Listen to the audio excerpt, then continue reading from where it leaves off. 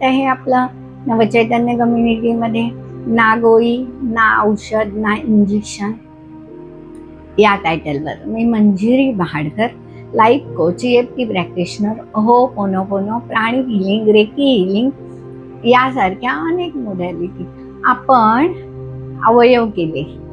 कान बघा, कानाचा भाग ज्याला ऐकायला येत नाही त्याला कानाचं महत्व कळेल. तुम्ही कानाची काळजी कशी घेता का? अतिशय आवाज ऐकण्याने पण बहिरेपणा येतो की 300 डेसिबलच्या वर जर आवाज गेला तर तुम्हाला आपोआप कान तुमचे बधीर व्हायला लागतात किंवा त्याला दडे बसतात. आता हा आवाज तुम्हीच गोंधळ बघा, जेव्हा तुम्ही खूप गोंधळ असतो तेव्हा तुमचे कान थकतात. तुम्ही म्हणता नाही ना, माझं डोकं खूप जड झालंय, पण कानाने ऐकल्यामुळे ते डोक्याला कळलंय. म्हणजे कानातून जाणारे जे आवाज आहेत ते तुमच्या मेंदूपर्यंत पोचतात आणि कान हे महत्वाचे आहेत. जर तुम्हाला ऐकताच आलं नाही तर तुम्ही प्रगट करू शकणार नाही.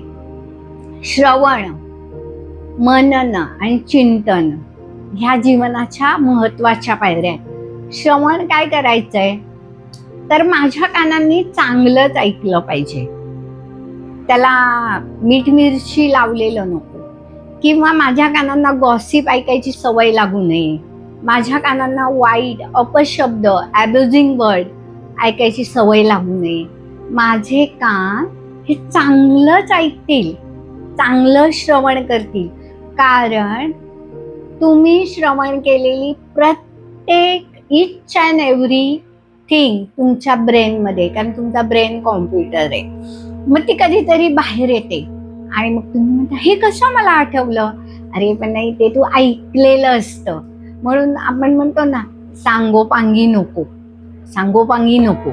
तर तुम्ही कानाने नीट ऐका. जर तुम्ही नीट ऐकलं नाही तर धचा म होऊ शकतो. म्हणून श्रवण हे खूप महत्वाचं आहे. म्हणजे श्रवण इंद्रिय कोणतं आहे तर कान.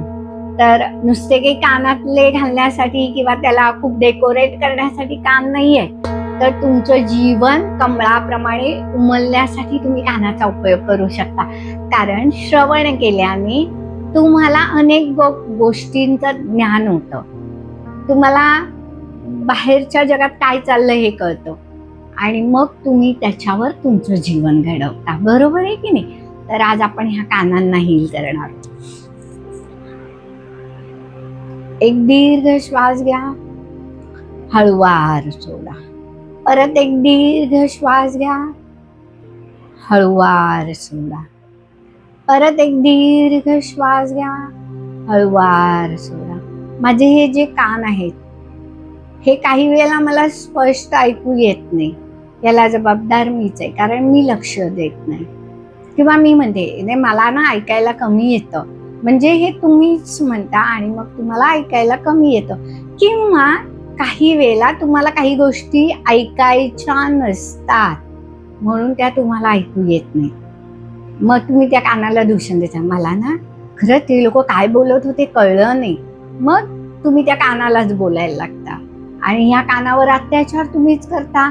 डीजेचे आवाज, मोठे साऊंड आणि सतत हेडफोन, सतत मोबाईलचा आवाज, सतत टीव्हीचा आवाज, आणि मग ह्यांचं संतुलन तुम्ही बिघडवता.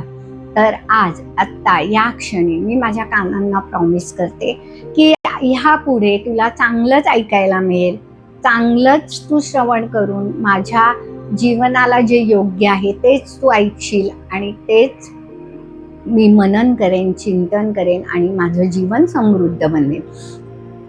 तर ह्या कानाला आज आपण 100% न्याय देणार आहोत, त्याला हील करणार आहोत. परत एक दीर्घ श्वास घ्या, हळूवार सोडा. परत एक दीर्घ श्वास घ्या, हळूवार सोडा. दोन्ही हात रब करा, अलगद डोळ्यावर ठेवा आणि कानांना बघा एकदा दोन्ही हातांनी लावून की माझे कान योग्य आहेत की नाही. तर नंतर अलगद डोळे मिटा, कराटे चॉप पॉइंटवर. हे जे माझे कान आहेत